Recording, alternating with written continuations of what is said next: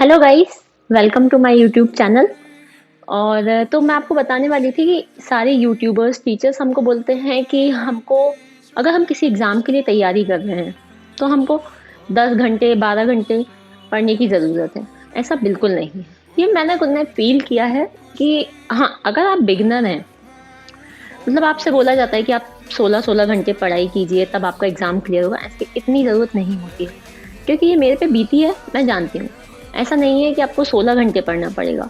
हाँ, बट आपको एक डेडिकेशन दिखाना पड़ेगा। किसी भी एग्ज़ाम को क्लियर करने के लिए हमें हमारे अंदर एक कि आपको क्या-क्या फ़ॉलो करना चाहिए। तो कुछ कुछ टिप्स हैं जो आप फ़ॉलो कर सकते हैं। जैसे कि पहली चीज़ थी कि हमें टाइम बेस्ड पढ़ाई नहीं करनी है। हमें टाइम बेस्ड पढ़ाई बिल्कुल नहीं करनी है। हमें टारगेट्स बनाने हैं।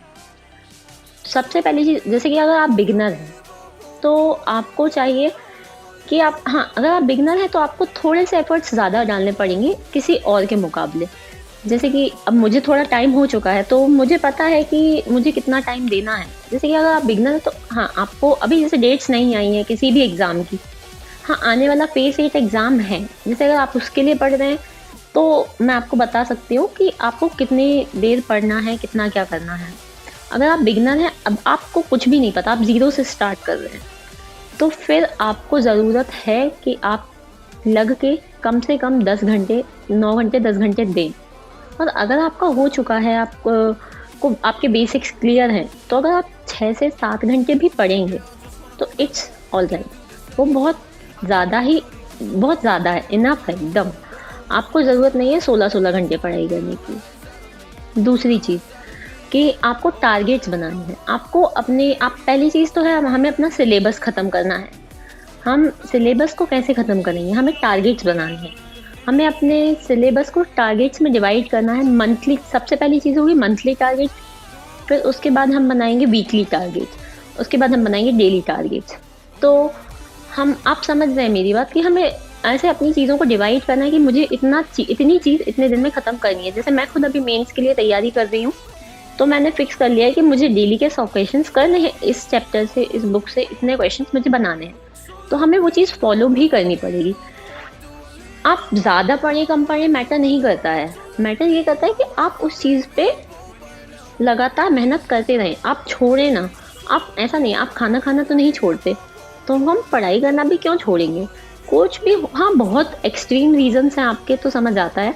बट दिन में थोड़ा बहुत 1-2 घंटे भी अगर आप जैसे आपके पास बहुत काम है, तो अगर आप दिन में 2-3 घंटे भी पढ़ लेंगे, तो इट्स फाइन। तो दूसरी पहली चीज़ मैंने आपको बताई कि हमें कम से कम 6-7 घंटे देने हैं दिन के, और वो भी गिन के नहीं देने हैं। उससे ज़्यादा भी हो सकता है, उससे कम भी हो सकता है। लेकिन मेन चीज़ मैटर करती है, हमने जो टारगेट्स बनाए हैं, जैसे आपने दिन में जो टारगेट बनाया है अपना, आपको वो टारगेट ख़त्म करना है। चाहे वो 4 4 घंटे में हो, चाहे वो 8 घंटे में हो, तो आपको बस वो टारगेट ख़त्म करना है, मेन चीज़। दूसरी चीज़, आपको अपना सिलेबस डिवाइड करने के बाद उस सिलेबस को ख़त्म करना है विदिन गिवन टाइम। अगर आपने अपना सिलेबस ख़त्म कर लिया है, 70% ऑफ सिलेबस ख़त्म होने के बाद आप मॉक्स देना शुरू कीजिए।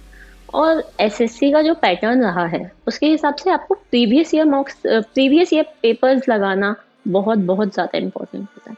स्पेशली इंग्लिश के लिए, मैथ्स के लिए बहुत से ऐसे क्वेश्चंस होते हैं जो सिमिलर पैटर्न पे हैं, तो वही रिपीट होते हैं। और आप देखेंगे तो एसएससी का जो मैथ्स का लेवल है वो अच्छा है, काफ़ी सही है। अगर आप उसके लिए तैयारी कर रहे हैं तो कोई और भी एग्ज़ाम अगर आप देंगे तो उसके लिए वो काफ़ी है, आपको अलग से तैयारी करने की ज़रूरत नहीं पड़ेगी।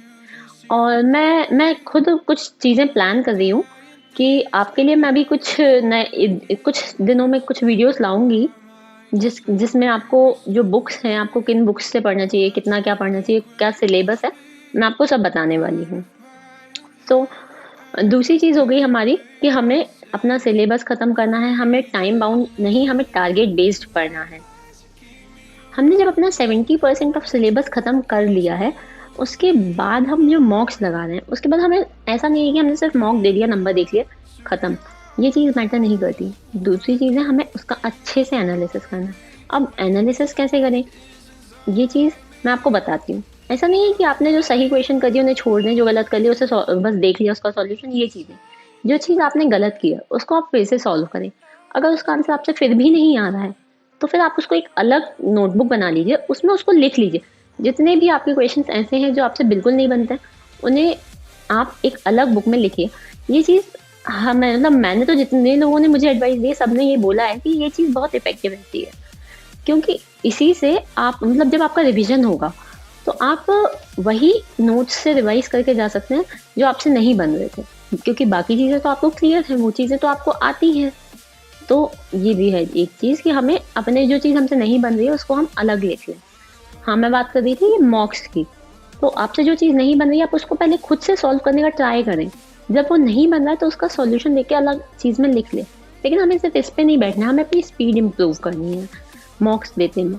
तो उसके लिए हमें क्या करना पड़ेगा कि हमें ये भी देखना पड़ेगा कि हमने जो क्वेश्चन सही करे हैं उसके लिए हमने कितना टाइम लिया है। ऐसा तो नहीं कि हमने बहुत ज़्यादा टाइम ले लिया है, हमें ये चीज़ पे भी बहुत ज़्यादा ध्यान देना पड़ेगा। और मतलब मैं ये कहूँगी कि आप जितने ज़्यादा प्रीवियस ईयर क्वेश्चंस लगा सकें, उतना ज़्यादा अच्छा होगा। और मैं स्पेशली ये बोलूँगी कि जितने ज़्यादा मॉक्स आप दें, लेकिन ये चीज़ जब जब ही अप्लाई होती है, जब आप अपना 70 टू 80% सिलेबस ख़त्म कर चुके हों। ये चीज़ बहुत मैटर करती है। तो यही कुछ छोटी-छोटी चीज़ें थी जो मैंने फ़ॉलो की अपनी तैयारी के दौरान। पहली चीज़ मैं टारगेट्स बनाती थी, दूसरी चीज़ मैंने ऐसा मर के नहीं पढ़ा, बट मैंने रिसेंटली 7-8 घंटे पढ़ाई करती थी दिन में। और ऐसा नहीं था कि सुबह उठ गई तो तुरंत पढ़ने बैठ गई।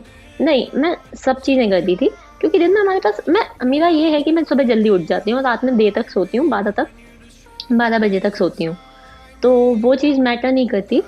बट बात ये है कि मैं जब भी बैठती थी तो मैं सुबह उठ के, मेरी आदत है, मैं सोच के सोती थी कि मैं जल्दी उठूँगी।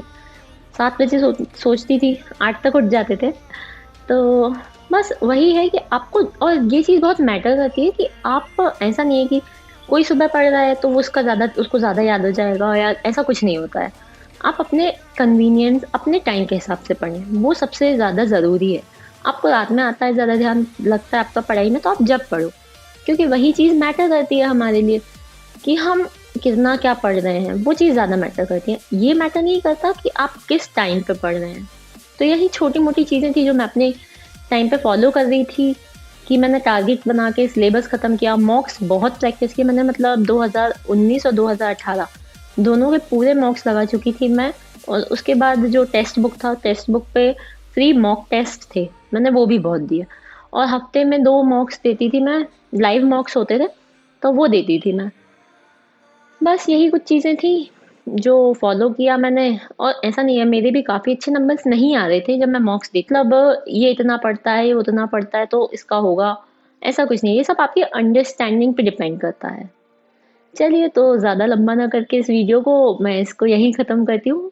आई होप कि ये सब जो मैंने आपको बताया है, जो चीज़ें मैंने आपको सजेस्ट की है, वो आप फ़ॉलो करेंगे और आपके लिए यूज़फुल होंगी, क्योंकि ये यूज़फुल तो मेरे लिए काफ़ी यूज़फुल साबित हुई हैं। तो होप सो आपके लिए भी होंगी। चलिए, thank you, bye. Do like this video and subscribe to my channel.